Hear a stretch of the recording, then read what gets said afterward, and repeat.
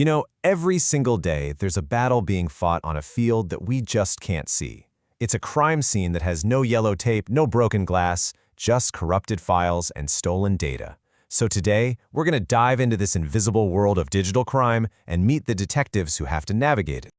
Okay, to really get a sense of just how big this is, let's start with a number that's pretty hard to wrap your head around.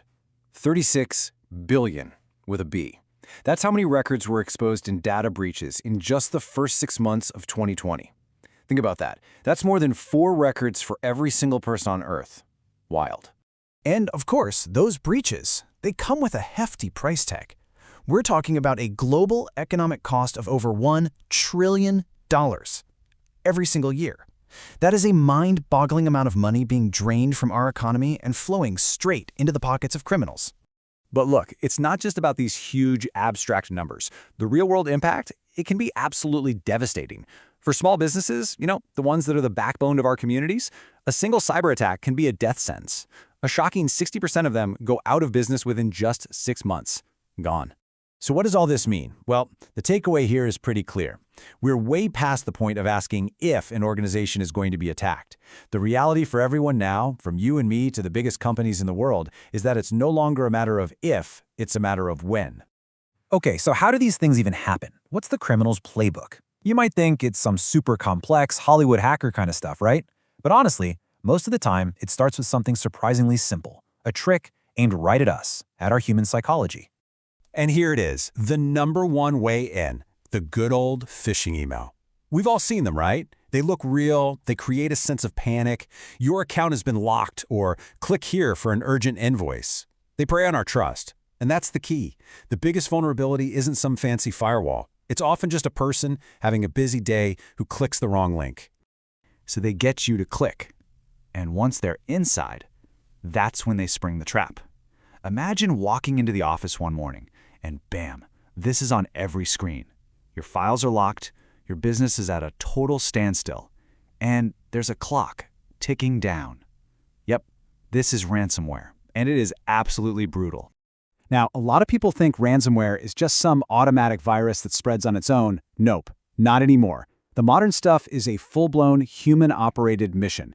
Once attackers get in, they're like ghosts. They quietly map out the entire network, get the highest admin privileges, and then, only then, do they pull the trigger to cause the most damage possible. And just when you think it can't get worse, it does. The game has changed. Criminals are now using something called double extortion. It's not enough to just lock your files. Oh no. First, they steal a copy of everything. So even if you're smart and have backups, they've still got you. They'll just threaten to dump all your private data online for the world to see unless you pay. It's ruthless. So, with all this going on, how in the world do you even begin to fight back? How do you piece together what the heck just happened? Well, this is where we call in the cavalry, the digital detectives. This is the world of digital forensics. So what exactly is digital forensics? Put simply, it's the science of following the digital breadcrumbs. The whole point is to reconstruct the crime, find out who's responsible, and, this is key, do it all in a way that preserves the evidence perfectly so it can actually hold up in a court of law. And the core idea behind it all actually comes from old-school physical crime scenes. It's this principle that says every contact leaves a trace, and that is a perfect way to think about the digital world. Every click, every login, every single action, it leaves a digital fingerprint behind.